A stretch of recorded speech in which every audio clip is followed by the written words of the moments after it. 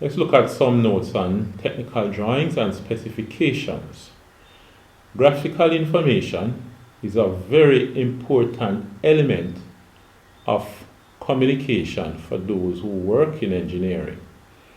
Technical drawings and specifications can be used to show the characteristics of a product in terms of the shape.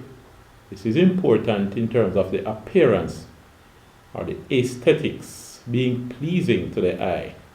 The shape of an object contributes to its aerodynamic and wind resistance. Of course, you want it to be very pleasing to the eye if you're going to be selling it to the public, for example.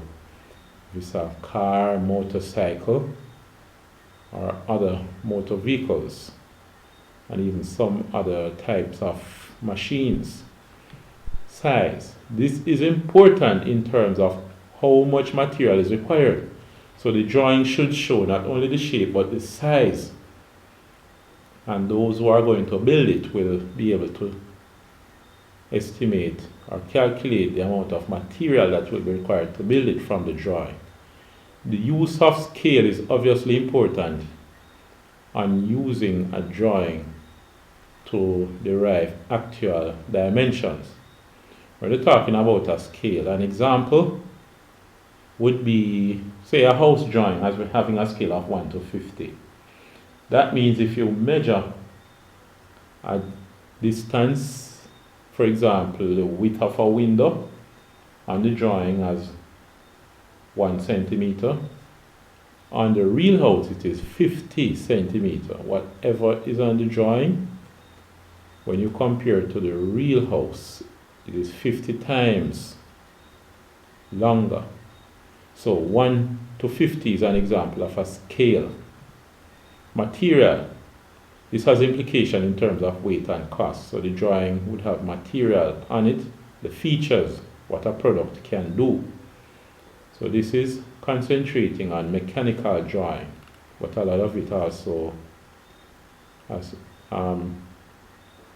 affects or should be found on electrical drawings. Technical drawings can be used to give additional product information, for example, the material, the type and quantity of materials required, the manufacturing or installation data, details of any specialist jigs or templates that make manufacture or installation easier and more reliable, and special processes and equipment requirements.